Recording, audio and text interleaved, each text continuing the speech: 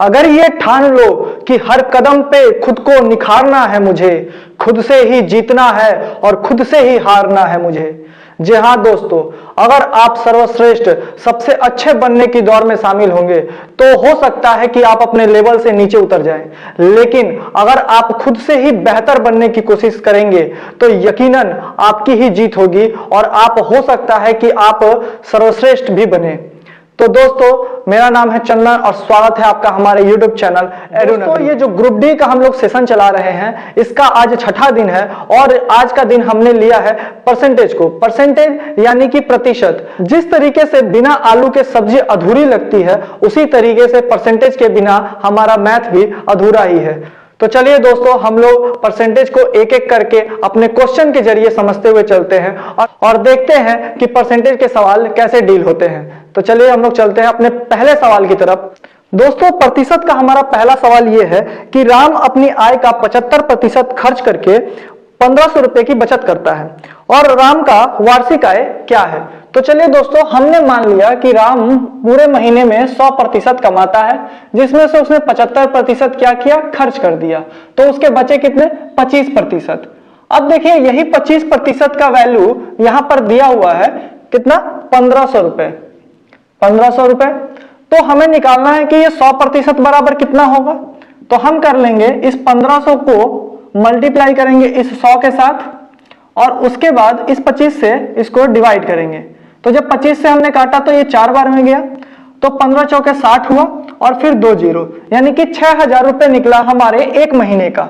ठीक है, तो हमें 12 महीने यानी कि साल भर का निकालना है, वार्षिक आय बोला है। तो 12 महीने का कितना निकलेगा, 12 का गुना हम 6000 के साथ कर देंगे तो ये हमारा आ जाएगा 72,000 रुपए, जो कि इस सवाल का आंसर है। तो देखिए दोस्तों, कितना इजी सा सवाल था, आप लोग इसे उतार लीजिए। दोस्तों, हमारा अगला सवाल यह है कि अच्युत्य 25,000 का निवेश करके एक चाय की दुकान खोलता है। वह इस राशि का 30% दुकान के फर्निशिंग में खर्च कर देता है और 20% दुकान के अन्य सामग्री खरीदने में खर्च कर देता है। तो क्वेश्चन हमारा यह है कि उसके पास और कितने बाकी पैसे हैं जो कि वो दूसरे सामानों को और खरीद सकता है। तो देखिए दोस्तों, उसने अपने पूरे ही धनराशि का उसने 30% तो उसने खर्च कर दिया अपने फर्नीचर पे और उसने 20% खर्च कर दिया अपने अन्य सामग्रियों में, यानी कि उसने टोटल 50% खर्च कर दिए। तो उसके पास बचा कितना, 50%। अब चूंकि उसके 100% का ही वैल्यू हमारे पास दिया हुआ है कि 25,000 रुपए है, तो यानी कि उसके अब 50% जो बच गए हैं उसके पास, वो कितने होंगे, वो हो जाएंगे हमारे, अगर हम यहाँ पे परसेंटेज लगा दे तो ये हमारा हो जाएगा, जब 100 बराबर में 25,000 है तो 50 बराबर मतलब कि उसका आधा, और तो हमको इसको काटने की कोई जरूरत नहीं है, ये हमारा 12,500 रुपए हो जाएगा, जो कि सीधे सीधे ऐसा ही आंसर है। देखिए दोस्तों, सवाल हमारा कितना ही बड़ा है, इसको इसी तरीके से लैंग्वेज में लिख के आपको कंफ्यूज किया जाता है, लेकिन हमारा अगर आप आंसर देखेंगे तो 2 लाइन का भी ये आंसर नहीं है। तो आप इसे भी उतार लीजिए। दोस्तों, हम अपने अगले सवाल की तरफ बढ़ते हैं। यदि एक परिवार द्वारा उपभोग की जाने वाली किराने की वस्तुओं के मूल्य में 25% की वृद्धि होती है तो उसके व्यय में कितने प्रतिशत की कमी होनी चाहिए ताकि इस किराने की वस्तु पर व्यय अपरिवर्तित रहे।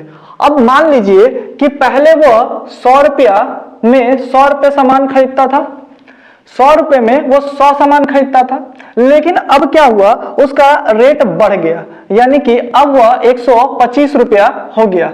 तो यानी कि अब वो कितना ये कम करे ताकि उसका जो ये है बजट अनुमानित रहे। तो अब देखिए ये कितना कम करना पड़ेगा, 25 कम करना पड़ेगा, 25 कम करेगा वो, लेकिन कितने पे कम करेगा, पहले तो उसका रेट 100 रुपया था, लेकिन अब उसका रेट कितना हो गया है, 125, यानी कि वो 125 रुपए पे 25 कम करेगा और इसी को हमको परसेंटेज में निकाल देना है। तो जब हम परसेंटेज में निकालेंगे तो 25 से ये 5 बार में कटा और इस 5 से ये 20 बार में कटा, यानी कि 20% इस सवाल का आंसर हो जाएगा। देखिए दोस्तों, कितना आसान सा सवाल है, बस आपको ये मालूम रखना है कि अगर किसी का रेट बढ़ता है, यानी कि 100 से ये 125 हो गया, तो आपको 25 घटाना है, किस में से घटाना है, तो आपको 125 में से घटाना है, ना कि 100 में से। ठीक है, तो उस हिसाब से अगर जब करेंगे तो ये आपका आंसर निकल जाएगा। इसे भी आप लोग उतार लीजिए। चलिए दोस्तों, हम अपने अगले सवाल की तरफ बढ़ते हैं, जो कि है यदि एक वर्गाकार पार्क के प्रत्येक भुजा में 15% की वृद्धि होती है तो इसका क्षेत्रफल प्रतिशत में कितनी वृद्धि हो जाएगी या कितना परिवर्तन हो जाएगा। तो देखिए, अगर दोस्तों हम इसको मान लें कि ये हमारा एक वर्ग है और इसमें भी 15% की वृद्धि हुई और इसमें भी 15% की वृद्धि हुई, क्योंकि जो क्षेत्रफल निकलता है वो भुजा गुने भुजा है, तो दो बार हमारी 15% की वृद्धि हुई है। तो इस सवाल को बनाने के लिए हम क्या करेंगे, 15 ये प्लस 15 क्योंकि 15% की वृद्धि हुई, फिर प्लस 15 क्योंकि 15% की फिर वृद्धि हुई है, और हम क्या करेंगे प्लस में 15 इंटू में 15 बटा में 100, और हम इसको अब क्या करेंगे सॉल्व कर लेंगे। तो 15 15 आपके पास कितने हुए 30, और प्लस में ये आपका हो गया 225 और बटा में 100। जब हम इसको आगे सॉल्व करेंगे तो ये हमारा हो जाएगा 30 प्लस में ये आपका 2.25, और जब इसे हम जोड़ेंगे तो ये हमारा हो जाएगा 32.25, जो कि इस सवाल का आंसर होगा। उम्मीद है आपको समझ में आया होगा। जब भी क्रमिक ये छूट बोला जाए या क्रमिक वृद्धि बोला जाए तो हम इसी तरीके के फॉर्मूले का इस्तेमाल करते हैं। तो चलिए दोस्तों, क्रमिक वृद्धि से रिलेटेड हम एक और सवाल ले लेते हैं। हमारा सवाल यह है कि लैपटॉप की कीमत में 25% की वृद्धि हुई। अब दूसरी बात, इसकी कीमत में कितनी प्रतिशत की वृद्धि करनी होगी कि कुल हमारी वृद्धि जो है वो 35% की हो जाए। तो चलिए दोस्तों, हम इसको कर लेते हैं। देखिए, पहली बार 25% की वृद्धि हुई, उसके बाद फिर कुछ वृद्धि हुई होगी, हमने उसको x मान लिया, और फिर हमारा प्लस में 25 और मल्टीप्लाई में x यानी कि 25x और बटा में हमारा 100। तो अब इस सवाल को जब हम सॉल्व करेंगे और ये हमारा कितना आएगा 35 के बराबर आना चाहिए, क्योंकि ये करने के बाद 35% आना चाहिए। तो चलिए अब इसको सॉल्व करते हैं। तो हमने क्या किया, इस 25 से इस 100 को काट दिया, यानी कि 1/4 में कटा। तो हम नेक्स्ट लाइन में लिख सकते हैं 25 प्लस में x प्लस में 1/4, और ये एक की जगह पे हम क्या लिख सकते हैं x लिखेंगे, और बराबर में 35। अब हम इसे और सॉल्व करेंगे तो ये सबके नीचे हमने 4 ले लिया, ये हमारा हो गया 100 प्लस में ये 4x और ये प्लस में x बराबर में 35। अब जब हम इसको करेंगे तो ये हमारा 100 प्लस में 5x हो जाएगा, और ये 4 का मल्टीप्लाई हम जब 35 के साथ करेंगे तो 4 पचे 20 का 0 हाथ में 4 2 और 4 तिहाई 12 और 2 14, यानी कि 140 आया। तो यहाँ पे 5x कितना आएगा हमारा, ये 100 इधर प्लस में है, इधर जाके माइनस में हो जाएगा, यानी कि 140 माइनस में 100, ये हमारा आ जाएगा 40, और ये हमारा 5x है, यानी कि x बराबर हमारा आया 8। ठीक है, तो दोस्तों यहाँ पे हमारा इस सवाल का आंसर क्या हो जाएगा, ये 8% जो था यही उस सवाल का आंसर है। ठीक है, उम्मीद है आपको समझ में आया होगा। ये क्रमिक छूट का क्या फॉर्मूला हम लोग इस्तेमाल करते हैं, तो उतार लीजिए इसे भी। चलिए दोस्तों, हम एक और सवाल इसी तरीके का ले लेते हैं कि एक शॉपिंग मॉल में किसी वस्तु के लागत में 10% की वृद्धि हुई और फिर 10% की कमी हो गई। ठीक है, अब देखिए, दो सवाल हमने पिछले पढ़े, उसमें लगातार वृद्धि हो रही थी, लेकिन इसमें क्या हुआ 10% की वृद्धि हुई और फिर 10% की कमी हो गई। तो कुल प्रतिशत वृद्धि या कमी क्या होगी। तो देखिए दोस्तों, इस तरीके के सवालों में हमेशा ही कमी होती है। 20% बढ़ाकर 20% घटा दे, 10% बढ़ाकर 10% घटा दे। तो इस चीज को आप हमेशा याद रखिएगा कि इस तरीके के सवालों में हमेशा कमी होती है। अब चलिए हम इस तरीके के सवालों को बना लेते हैं। यह सवाल भी उसी तरीके से बनेगा। अब देखिए, 10% की वृद्धि यानी कि +10 ये हो गया, और 10% की कमी यानी कि -10 हो गया। और फिर हमारा ये जब करेंगे हम इसको प्लस माइनस, तो 10 और 10 का जब गुना करेंगे, यानी कि यहाँ पे अगर हम प्लस ही लिख देते हैं। ठीक है, अब हमने यहाँ क्या किया 10 और इसका मल्टीप्लाई -10 के साथ, और उसके बाद 100। तो देखिए अब क्या हो जाएगा, ये 10 में से 10 गया खत्म, ये कट गया। ठीक है, अब यहाँ पे प्लस है, लेकिन ये प्लस माइनस माइनस होकर इसको भी माइनस बना देगा, -100 बटा में 100, यानी कि आपका आंसर क्या निकलेगा -1%। यही आपका आंसर होगा, यानी कि आपको क्या हुआ 1% की हानि हुई।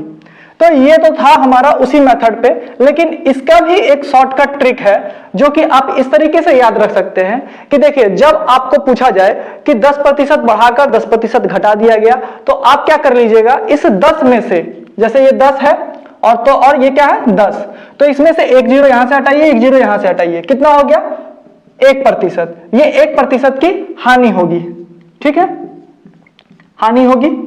अगर आपसे बोल दे 20% बढ़ाकर 20% घटा दिया गया, तो आप फिर क्या कीजिए, ये जीरो हटा दीजिए, ये जीरो हटा दीजिए, तो आपका कितना हो जाएगा 4%। ये 4% की हानि हुई।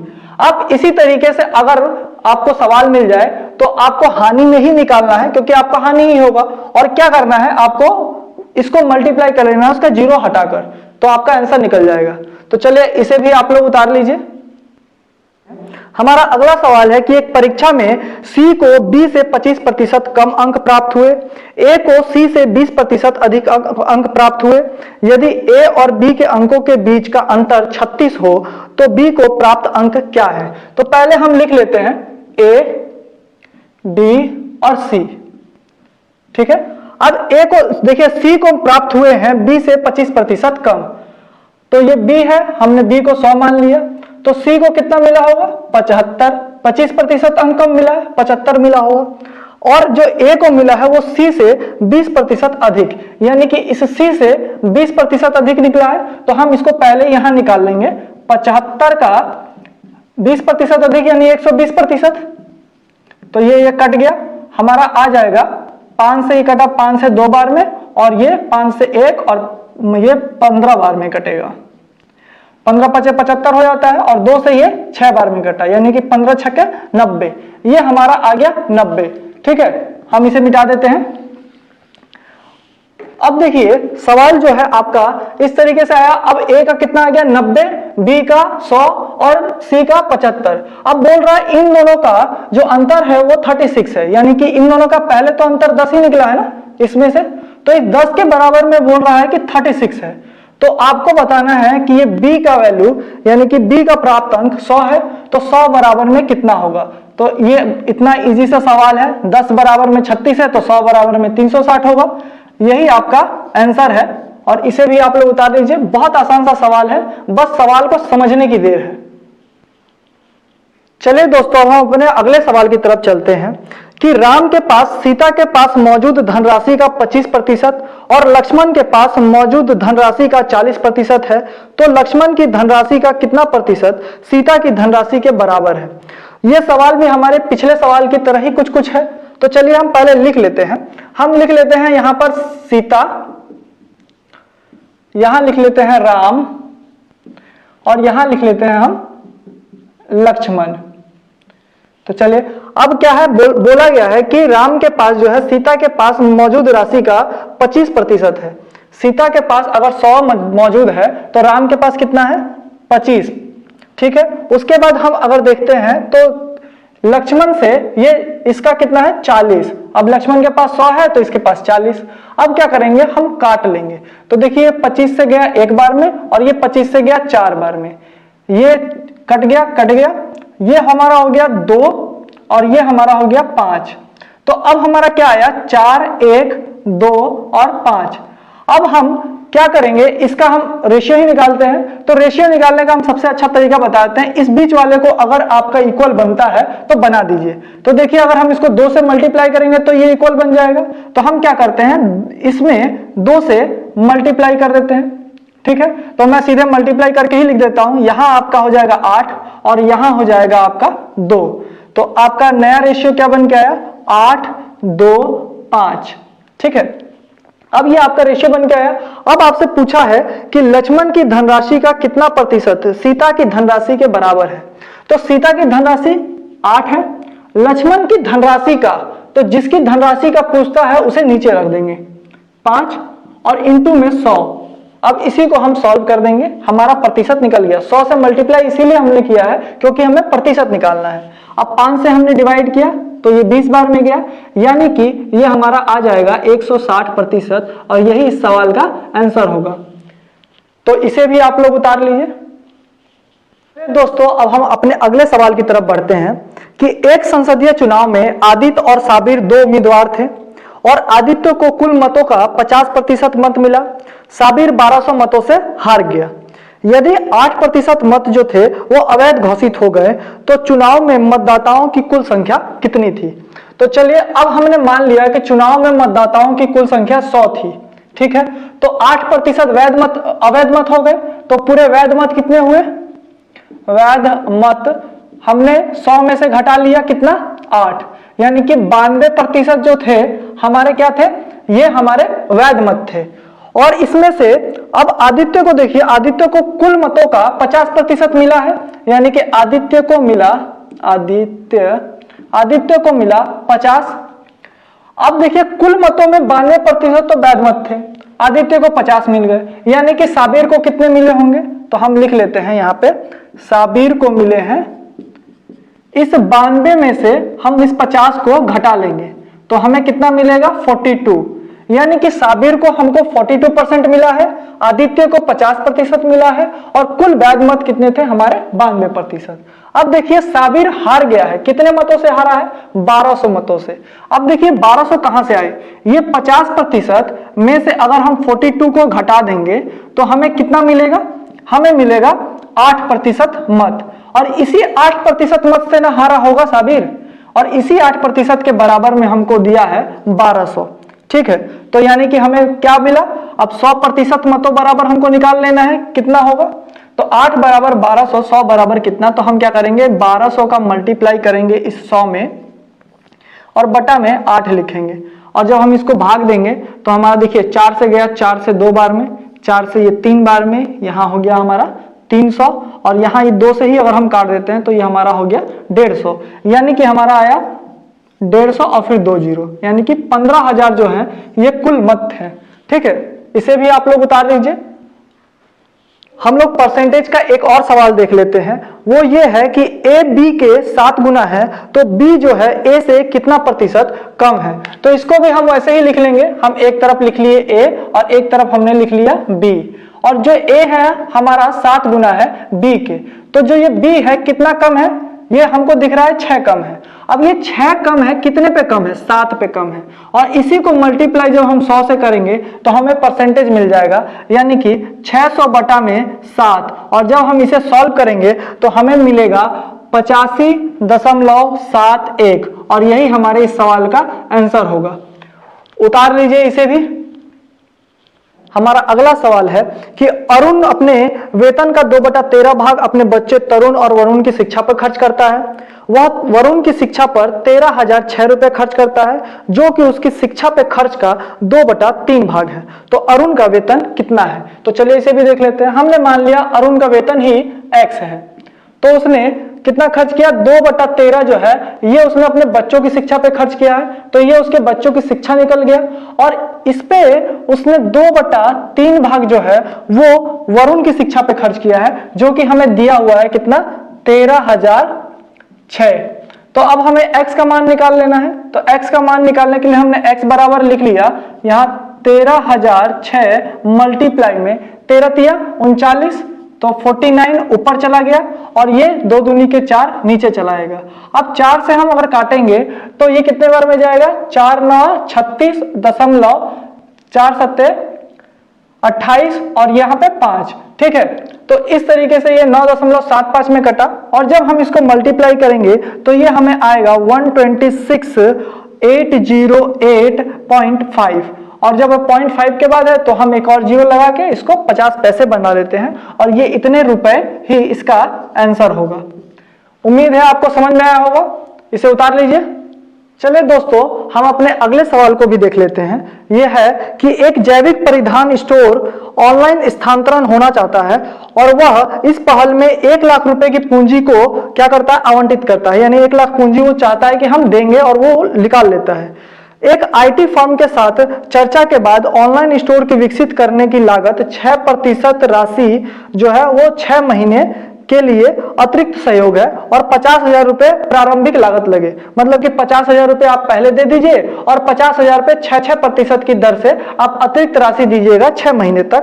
और इसने एक आरंभ अपना जो व्यापार था उसने शुरू कर दिया, ठीक है। तो यहाँ पे पूछा है कि वेबसाइट के विकास की गतिविधि से कंपनी को प्रारंभिक पूंजी में कितना का प्रतिशत का धनराशि की बचत हुई है। तो अब देखिए हम जो देखते हैं, हाँ, यहाँ पे 50,000 रुपए उसने पहले जमा कर लिए और इस 50,000 पे उसने 100% तो लिया ही है, मतलब 50% तो उसने 50,000 तो लिया ही लिया है। उसके बाद से उसने 6% करके 6 महीने तक लिया, यानी कि 36% और लिया। तो हम इसे 36 और जोड़ देते हैं बटा में 100, और ये जो निकलेगा ये उसने कुल राशि अपने पास, समझ लीजिए कि ऑनलाइन से अगर जब उसने करवाया तो उसे कुल राशि इतना ही लगा। तो ये कितना हो जाएगा आपका 50,000 इंटू में आपका 136 बटा में 100, और इसे जब आप सॉल्व कीजिएगा तो ये 2 जीरो से 2 जीरो कटा, और 5 से कीजिएगा तो 5 छके 30 का जीरो, हाथ में 4 3, और यहाँ पे 13 पच्चे 65 और 3 68, यानी कि 68, और उसके बाद यहाँ पे 2 जीरो और है, वो 2 जीरो लग जाएंगे, मतलब कि 68,000 रुपए उसका क्या है, कुल लगा। लेकिन उसने तो निकाला था 1 लाख रुपए, बात अभी समझ में, और इसमें से उसने 68,000 रुपए ही खर्च किए, इसके यानी कि उसका बचत कितना हुआ, 32,000 रुपयों का। अब देखिए, अब इसी को परसेंटेज में बताना है आपको, तो आपने लिखा कि 32,000 रुपए उसने 1 लाख पे बचाया है, तो 100% मतलब उसका प्रतिशत कितना आएगा, तो ये 3 जीरो से ये 3 जीरो कटा, ये 2 जीरो से ये 2 जीरो कटा, कितना बच गया, सिर्फ 32, और यही आपका आंसर भी हो जाएगा 32%। उम्मीद है आपको समझ में आया होगा। क्वेश्चन बहुत लंबा है, लेकिन सवाल देखिए कितना आसान बन गया है, और इसे आप लोग उतार लीजिए। अब प्रतिशत के ऐसे सवालों को देख लेते हैं जिन्हें शायद आपने पहली बार इस तरीके के, यानी कि इस टाइप के सवालों को आपने पहली बार ही देखा होगा। अब चलिए, ये सवाल क्या है, यदि रेशम पर कर में 20% की कमी की जाती है और उसके कारण रेशम की खपत में 15% की वृद्धि हो जाती है, तो राजस्व का परिवर्तन ज्ञात कीजिए। तो इस तरीके के सवालों में जब आपको कर, खपत और राजस्व दिया गया है, तो इसका जो आपका फॉर्मूला हो जाता है वो ये हो जाता है कि कर मल्टीप्लाई में खपत, और ये आपका आ जाता है राजस्व। ठीक है, तो आपका ये इसी तरीके से सवाल बनेगा। अब देखिए, आपको पहले बोला है, तो पहले हमने मान लिया कि कर भी 100 लगता था और खपत भी 100 था, तो ये हमारा कितना आ जाता, 10,000। ठीक है, अब आइए, अब इसने बोला कि कर में 20% की कमी हुई, यानी कि अब कितना हो गया, 80, और इसका जो खपत है वो 15% की वृद्धि हो गई, यानी कि 115, और जब हम इसको मल्टीप्लाई करेंगे तो ये हमारा हो जाएगा 0, 8 5 40 का 0, हाथ में 4, और 8 का 11 से गुना करेंगे तो 88, और 4 जोड़ देंगे तो हमारा हो जाएगा 92। ठीक है, तो अब देखिए कि इसमें कमी कितना हुआ है, तो अगर कमी निकालना है तो माइनस कर देंगे, तो ये हमारा हो जाएगा 800, और यहाँ ये 800 ही हो जाएगा। ठीक है, तो अब देखिए ये 800 जो कमी हुआ है वो कितने पे हुआ है, वो इस पे हुआ है, तो ये हमने लिख लिया 10,000 इंटू में 100, प्रतिशत निकालना है तो इंटू में हमको क्या करना पड़ेगा, 100। तो अब हम काट देंगे, 2 जीरो 2 जीरो कट गया, ये 2 जीरो 2 जीरो कट गया, यानी कि हमारा आया कितना, 8%, जो कि इस सवाल का आंसर होगा। ठीक है, आप बस इसे याद रख लीजिएगा, कर, खपत और राजस्व जहां पर आएगा वहां आप क्या लगाइएगा, यही कर इंटू में खपत बराबर में राजस्व। इसे भी आप लोग उतार लीजिए। दोस्तों, हम एक और सवाल देख लेते हैं कि जो कि जिसका टाइप थोड़ा अलग है। जैसे कि एक रेस्टोरेंट के पास ही स्थित आइसक्रीम की फैक्ट्री है, जहां से वो आइसक्रीम लेता है और बेचता है। फैक्ट्री के लिए एक आइसक्रीम की कीमत 5 रुपए है और रेस्टोरेंट इस आइसक्रीम को 60 रुपए में बेचता है। फैक्ट्री का लाभ प्रतिशत जो है वो 500% है, तो इस आइसक्रीम पर रेस्टोरेंट का कमीशन ज्ञात कीजिए। अब देखिए, कमीशन का सवाल आ गया। अब कमीशन का सवाल में कैसे बनता है, मैं पहले फॉर्मूला लिख देता हूं कमीशन का। ये है आपका कमीशन का फॉर्मूला आपका होगा मूल्यों में अंतर और बटा में प्रारंभिक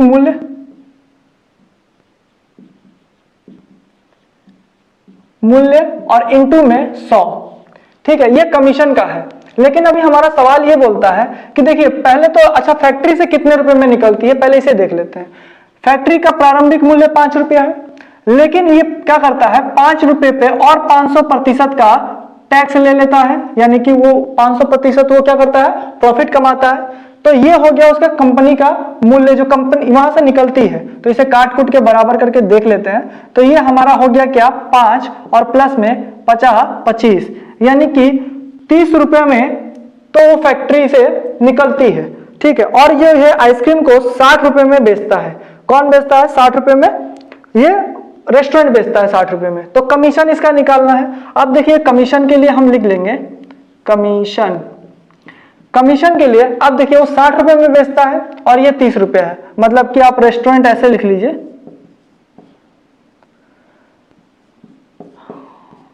60 रुपए में बेचता है। ठीक है, तो अब देखिए इस दोनों में अंतर कितना हुआ, यानी कि 60 माइनस में 30, ये आपका अंतर आ गया मूल्यों में अंतर। और प्रारंभिक मूल्य कितना था 30, और इसी को 100 से जब मल्टीप्लाई कीजिएगा तो आपका निकल जाएगा कमीशन। तो ये कितना आया 30 बटा में 30 इंटू में 100, और जब हमने देखा तो ये 30 कट गया, यानी कि 100 बचा, यानी कि 100% का कमीशन उसे मिलता है, जो कि इस सवाल का आंसर होगा। उम्मीद है आपको ये समझ में आया होगा। ये जो है कमीशन का फॉर्मूला है, इसे आप नोट डाउन कर लीजिए और इस पूरे ही सवाल को उतार लीजिए। अब हम अपने अगले सवाल की तरफ बढ़ते हैं, जो कि एक अच्छे लेवल का है कि एक चुनाव में 2 उम्मीदवार थे, 20,000 मतदाताओं ने वोट नहीं डाले। 30% जो वोट डाले गए हैं उसमें से 30% जो वोट है वो अमान्य घोषित हो गए। जीतने वाले को 2900 वोट से वो जीत गया है, और 22% जो मत है वो हारने वाले को मिले हैं। तो मतों की कुल संख्या कितनी है? हम मान लेते हैं कि टोटल मत ही हमारे x है, जिसमें से 20,000 जो वोट है वो डाले ही नहीं गए। इसमें भी हमने क्या देखा कि 30% मत जो है वो क्या है अवैध है, यानी कि 100 में से माइनस किया हमने 30 को और यहाँ पे हमने लिख दिया 100। अब ये जो हमारा मत निकला ये वैध मत है। अगर हम इस तरफ में जाएं तो कुल मत हमारे x है। अब इस कुल मतों में जो हमें देखते हैं, हम देखिए हारने वाले को 22 मिले हैं, तो जीतने वाले को भी कम से कम तो 22 मिले ही होंगे, और प्लस में 2900। ठीक है, तो हम लिख लेते हैं इस x का 22% प्लस में 22%, और ये हमारा हो गया 100, और प्लस में 2900 जो ये वोट मिले हैं उसे एक्स्ट्रा। इस लाइन को हम एक और लाइन बढ़ा लेते हैं। अब ये क्या हो जाता है x माइनस में 20,000, ये हमारा हो जाएगा 70%, ये हमारा हो जाएगा ये 44x, हम सीधे 44x ही लिख लेते हैं बटा में, और ये हमारा प्लस में 29 लिखा हुआ है 2900, इसमें 00 से और मल्टीप्लाई करके इस पूरे ही इक्वेशन के नीचे हमने 100 लिख दिया। ठीक है, क्योंकि जब एलसीएम लेंगे तो हमारा कितना आएगा 100 आएगा, और जब हम मल्टीप्लाई करेंगे तो ये 20 और बढ़ जाएगा उस पर। ठीक है, यहां तक आपको समझ में आ गया होगा। अब हम आगे आते हैं। अब देखिए यहाँ पे भी 100 नीचे है, यहाँ पे भी 100 नीचे है, काट काट के हटा दिए, खत्म कीजिए। अब यहाँ क्या बचा 70x माइनस में 140 और फिर 40 बराबर में ये आपका कितना आ जाएगा 44x प्लस में 29 और फिर यहाँ पर 40। अब देखिए इस 44 को आप इधर भेज दीजिए और इसको इधर भेज दीजिए, तो आपका कितना हो जाएगा 70 में से 44 गया, यानी कि यहाँ पे बचेगा आपका 6, और यहाँ हो गया 6 में से ये गया तो 26x, और ये 26x बराबर इधर कितना आएगा आपका 20 आपका आ जाएगा 20, यहाँ 0 है, यहाँ 9 है तो 9, यहाँ 4 है, यहाँ 2 है तो 6, और यहाँ 1, तो यहाँ पे आया आपका 169 और 40। यहाँ पे आप 26x आया तो x बराबर कितना निकलेगा आपका 169 और 40 बटा में आपका 26, और जब आप इसको डिवाइड कीजिएगा तो आपका आएगा 65,000, जो कि इस सवाल का आंसर होगा। ठीक है, उम्मीद है आपको यह सवाल समझ में आया होगा। आप इसे एक बार और अच्छी तरीके से देख लीजिए और इसे अपने कॉपी में नोट डाउन कर लीजिए। चलिए दोस्तों, परसेंटेज का आज हमारा सेशन यहीं पे खत्म होता है। मुझे उम्मीद है कि ये पूरा क्लास आपको समझ में आया होगा और ये हमारा पूरा सीरीज आपकी पढ़ाई को मजबूती दे रहा होगा। अगर हमारा वीडियो आपको अच्छा लग रहा है और ये परसेंटेज का चैप्टर आपको अच्छा लगा हो तो प्लीज इस वीडियो को लाइक कर दीजिए, कमेंट कीजिएगा और सब्सक्राइब भी कर लीजिए इस चैनल को, और साथ में अपने दोस्त, भाई, बंधु और साथियों को ये वीडियो शेयर भी कीजिएगा, ताकि आपका सपोर्ट भी हमें मिले और हमारे इस पूरे ही मुहिम से आपकी पढ़ाई में भी एक अच्छा बदलाव आए।